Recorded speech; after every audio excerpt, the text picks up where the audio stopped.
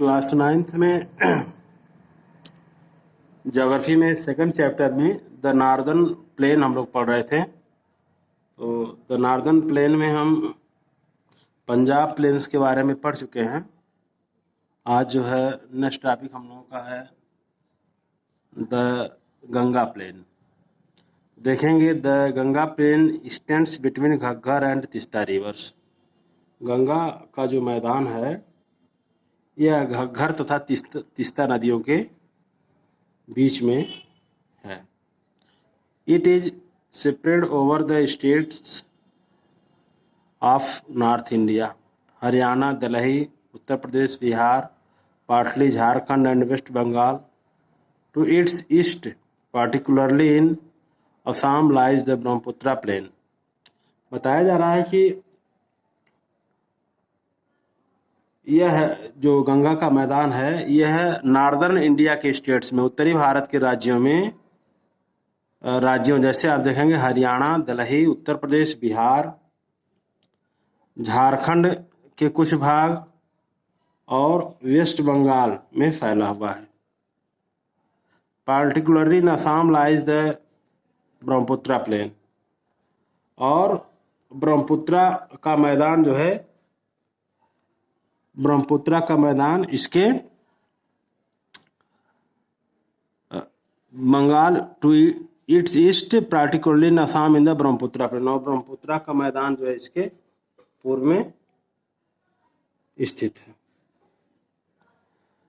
The northern, फिर देखेंगे the northern plains are generally described as flat land with no variations in its relief. बताया जा रहा है कि जो नॉर्दर्न प्लेन है, उत्तरी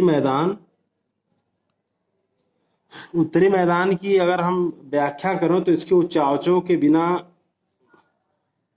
इसके उच्चावचों में बिना किसी विविधता वाले समतल स्थल के रूप में की जाती है। जो नॉर्दर्न प्लेन है यह समतल लैंड के रूप में इसकी व्याख्या की जाती है। इट इज नॉट ट्रू, यह सही नहीं है। These vast plains also have diverse relief features. इन विस्तृत मैदानों की भौगोलिक आकृतियों में क्या है? भौगोलिक आकृतियों में क्या है? विविधता है, डाइवर्सिटी है उसमें। According to the variations in relief features, the northern plain can be divided into 4 regions.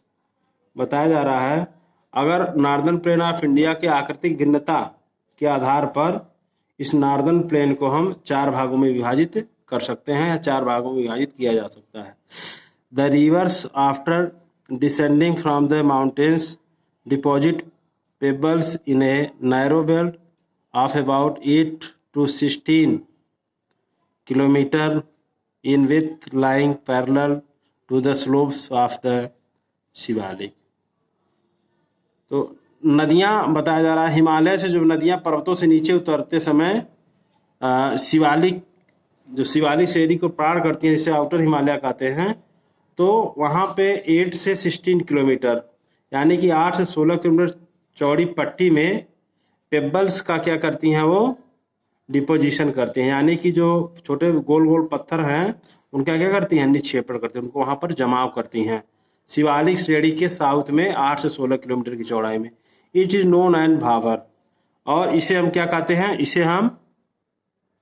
इसे हम भावर के नाम से जानते हैं। All the streams disappear in this भावर बेल्ट। फिर बताया जा रहा है और सभी सरिताएं क्या करती हैं? जो सभी नदियां इस भावर बेल्ट में, जो 8 से 16 किलोमीटर चौड़ा है बेल्ट है, जो गोलाकार पत्थरों से निर्मित है, इसमें सभी सरिताएं विलुप्त हो जाती हैं, यानी कि इसमें दिखाई नहीं देंगी।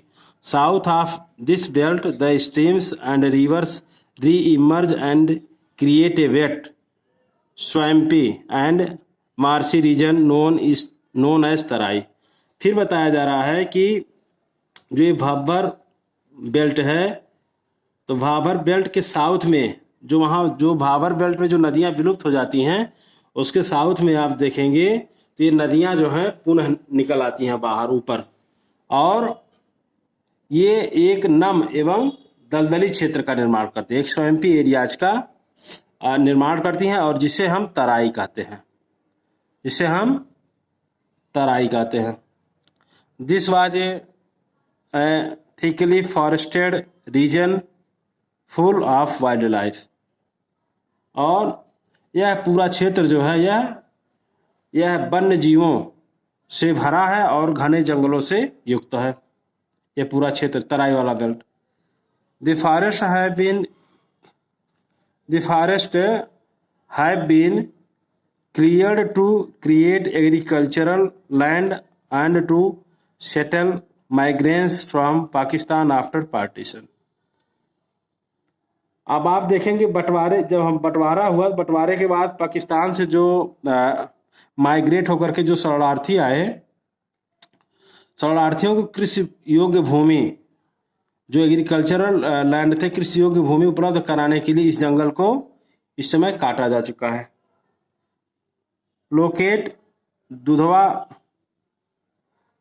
National Park in this region. फिर बताया जा रहा है इस क्षेत्र में दुधवा राष्ट्रीय पार्क की स्थिति ज्ञात कीजिए। मतलब दुधवा नेशनल पार्क कहाँ पर है? तो दुधवा नेशनल पार्क आप देखेंगे कहाँ पर है, उत्तर प्रदेश के लखीमपुर खीरी इस क्षेत्र में, इस जिले में स्थित है, और इसको आपको उत्तर प्रदेश के मैप पर लोकेट करना है।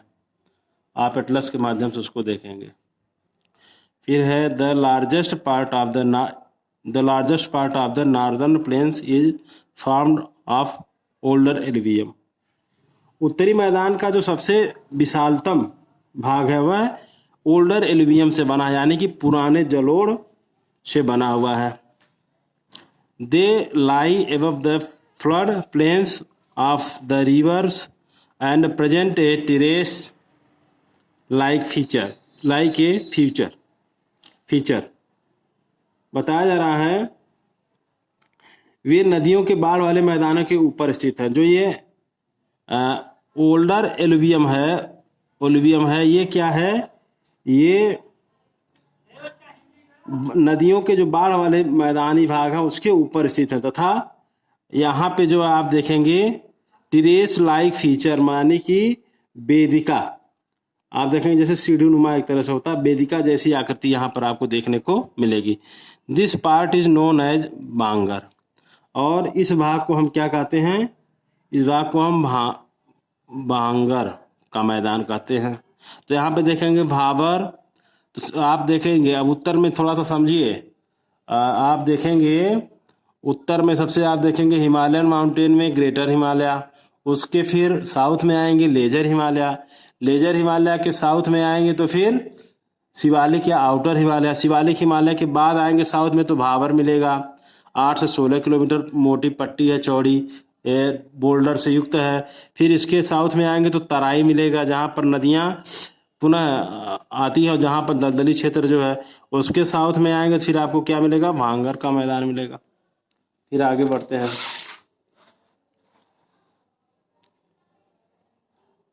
This soil in this region contains calcareous deposits locally known as कंकर। बताया जा रहा है इस क्षेत्र की मृदा में, यानी कि जो ओल्डर एलुवियम है, पुरानी जलोढ़ मृदा है, इस क्षेत्र की मृदा में चूनेदार कैल्केरस डिपोजिट्स लोकली नोन एज कंकर, चूनेदार निक्षेप पाए जाते हैं, जिसे स्थानीय भाषा में क्या कहते हैं? कंकड़ कहते हैं, कंकड़ के नाम से जिन्हें जाता है। The newer younger deposits of the flood plains are called Khadar.